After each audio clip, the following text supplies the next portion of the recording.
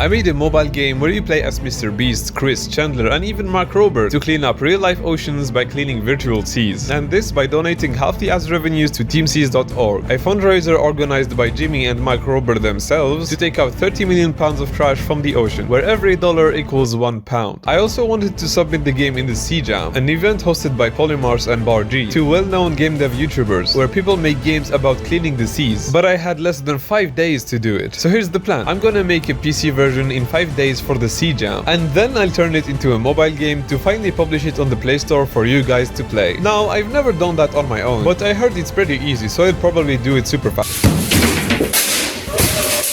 So first thing I made was MrBeast's character, and would you look at that, it's freaking terrible. He got his signature straw hat and apparently some sort of strabismus, I don't know. With the help of my friend Zach, I made a small boat with a freaking wooden chair in the middle. That's actually inspired by a game called Float Sam. And then I made a paddle, which is basically just a stick, but it still took me freaking 30 minutes to make. Then I went to Mixamo searching for a paddling animation for Jimmy. That works perfectly if you're actually blind. But we're making a game for Team Seas, not Team Air. So we need ocean. But apparently shaders require maths, and I don't like that. So I'm just gonna go ahead and yoink this cool water shader made by Roystan. Great work, super pog. It's not really made for oceans, but after a bit of tweaking, I think it fits the game pretty well. But the game looks pretty empty, almost as much as my brain. So I modeled some walls in Blender, and I made a map which turned out way too big, and I'll never be able to fill it properly, since we don't have much time left. So I shrunk it down a little bit. There are also some zones that you need to unlock, like this one that contains Mark Rober's interceptor, but more on that later. Then I coded a simple character controller, so now we can sail in the ocean using AWSD. Then I watched Bargie's devlog, and holy crap, his game looks delicious, partly because he added corals, so I tried copying that, which I failed miserably, but it still looked much better like this. Oh yeah, and I also added post-processing, which is basically game developers' makeup that tricks people into thinking a game looks good with super low effort. But it's 5 AM, my brain has melted already, I need to sleep. So I woke up the next day, and it's time to add trash to clean up, because that's, you know, a bit the point of Team Seas. So I modeled 3 trash types: a water bottle, some milk, wink wink, and a soda can, which is definitely not inspired by Coca-Cola, what do you mean? And then I made a circle thing that took me way too much time than I'd like to admit, which shows the catch radius, because you'll automatically start picking up nearby trash. Each trash will have his own health amount, a size, which is how much of the cargo it's gonna take, and a value, which after claiming it by heading to this small island, will be added to your current cache. My dumbass really struggled to get this working, but don't worry, I'm not gonna bore you with explanations about how it all works.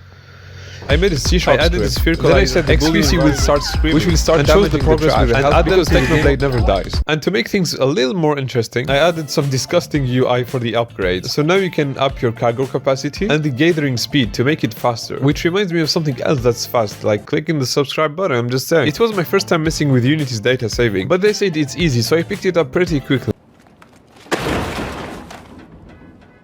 I really wanted to add Chris and Chandler in the game, so I used MrBeast's Team Seas video as a reference, and I head back to Blender and started making their characters. And after quite a lot of time, I modeled Chris with his cap that I actually downloaded from Poly Pizza because I'm too dumb to make it, and Chandler, a tall dude with a bird, sunglasses, and some white gloves. I also sent them to Mixamo to animate them so that they could fit in the boat, by making Chris simply sit in the back and Chandler stand in the front. I wanted to give him a fishing rod, but I actually forgot. Team Seas was actually organized by MrBeast and Mark Rober, so I thought it would be a good idea to also add him in the game. So I did some research, and by research I mean watching his videos, and a logical decision was to somehow add this huge interceptor in the game. So I made Mark's character in Blender simply by recycling Chris' model and flipping his hat. I put him on an island, and after a bit of code, you can now purchase the interceptor that will collect money on its own. You can also upgrade it using money to increase the rate and the capacity. I initially wanted to make multiple interceptors that actually move to help you picking up the trash, and then I remembered my AI coding skills, and I told myself, how about no? I also added a whale that I named Margarita, which is my favorite pizza, so that the game feels more alive and a bit less boring. And I'm not gonna lie, this might be the best thing I added in the game. Then I submitted the project a few minutes before the deadline, because I had a lot of bugs at the end that made the game literally unplayable. The game is for PC right now, so I switched the platform to Android, and I added the joystick to be able to move on mobile, which surprisingly turned out very easy. But then came out the time to implement ads, to be able to generate money for Team Seas. And for some reason I just couldn't get it working, and I kept having the same freaking error every time I tried to build it, so I spent a decade searching for a solution instead of reading the errors. But I mean, only nerds do that, and you won't believe it, but I even checked the second page of the Google search, where I found terrible things.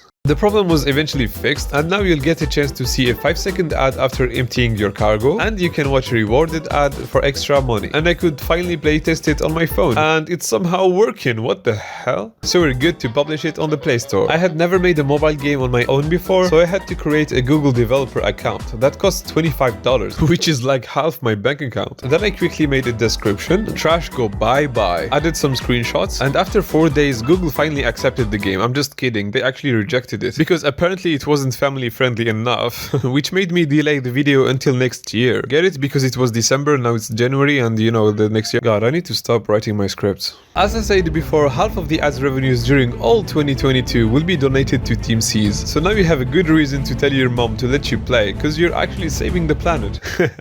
What the fuck? Or you can go straight to the website and donate, which is much more effective, so I really encourage you to do that. I really wanted to publish the game sooner, but it was way much more work than I ever expected. But I did some research and there will still be trash in the ocean this year. So go to the link in the description and download the game, or I'll eat your pizza.